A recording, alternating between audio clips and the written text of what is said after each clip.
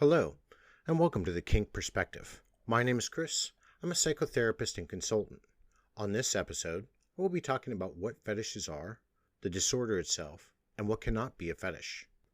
So, what is a sexual fetish? While you might like the sight of your partner wearing a pair of stockings during sex, that doesn't necessarily qualify as you having a stocking fetish. A fetish is a sexual excitement in response to an object or body part that's not typically sexual, such as shoes or feet, or inanimate objects like a blender, pencil, or even a washing machine. These items are excessively and exclusively used in achieving sexual climax. Fetishes are typically more common in men than women. Many people with fetishes must have the object of their attraction at hand or be thinking about it by themselves or with their partner in order to become sexually aroused, get an erection, and finally, to achieve sexual climax. A person with a fetish might masturbate while they touch, smell, rub, or taste the object, or they might ask their partner to wear an item or to use that specific item during sex. What are some of the more common fetishes? Well, there are many websites around about a lot of different fetish interests that cover a broad range of fetishes. But one thing that all these fetishes have in common is that they are related to inanimate objects or non-sexual body parts. According to one study, the most common fetishes involve body parts, such as feet or bodily features, such as being overweight, being skinny, having piercings, having little body hair or no body hair, having tattoos. The feet are by far the most common fetish known to date. Bodily fluid, body size, and hair fetishes aren't far behind.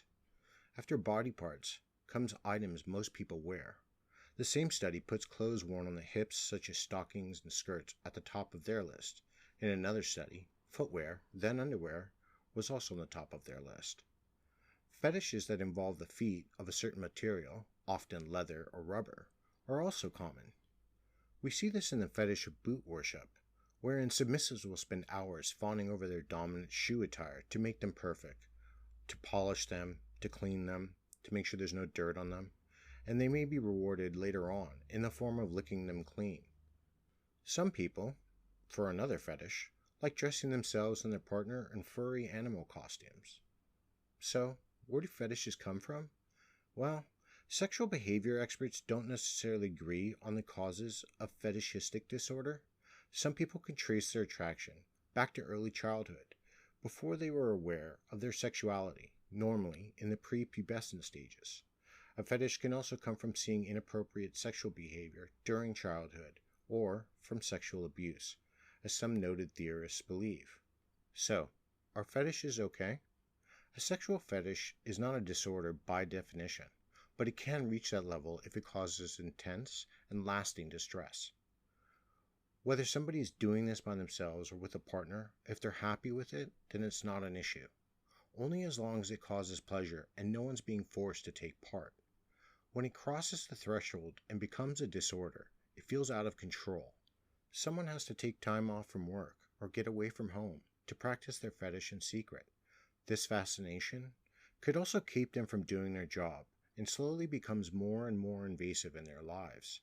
For someone to be diagnosed clinically, it would require that person's behavior, their fantasies, or intense urges result in clinically significant distress or functional impairment. The condition must also be present for at least 6 months or longer. People with these disorders might also resort to stealing to get the object they're fixated on. Having meaningful and consistent sexual relationships with someone else becomes quite difficult over time.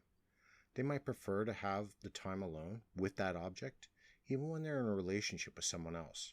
If your partner says to you, "Would you wear this pair of stockings tonight when we're having sex?" you probably wouldn't think twice about it. But if your partner told you to sleep in the other room and just leave them your stockings, that could point to a larger issue at hand. While I understand this, I tend to look at social media websites such as FetLife, BDSM.com, Alt.com, and question if people understand what a fetish is. Many people seem to believe, because others enjoy their writings or photos, that somehow this is a fetish.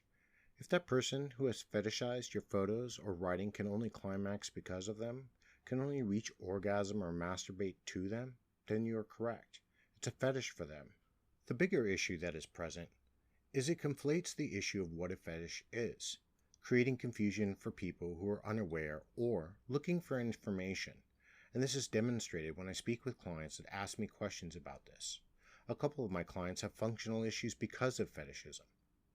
Treatment for severe fetishism comes in different forms: cognitive behavior therapy, aversion therapy such as electric shock, is only done by someone trained and in extreme cases.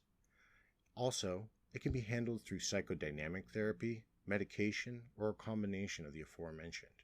Most of us have fetishes. It's one great part about the BDSM community. It brought us together, and it's why so many of us are on BDSM-type websites. It's when those things take over it becomes problematic. The one thing I'm certain on, and of course it's just my opinion, is I wish people would stop calling their genitalia a fetish. It's not. It can't be. And for those in the know, it makes you look foolish. At times, people tend to disregard understanding and logic about this community and just make things up as they go along. Of course, training, research, effort, communication, exploration, asking questions, and so on get you the right information. With any other major experience in our lives, most require an investment of time and understanding and the willingness to learn. For many in the online BDSM community, though, that is strictly their sole means of learning about the BDSM lifestyle and culture. They tend not to question too much and just accept things as the status quo. We have to be willing to understand the words we use, otherwise we become purveyors of misinformation that ends up hurting more people than doing good. Because we're under the fetish umbrella, we have to understand and recognize the words we use, and through intellectual growth, we help further the community and help destigmatize it. Or you could be like so many on these BDSM platforms and just make it up as you go along. You know, because it's the cool thing to do. Until next time, be safe and stay kinky.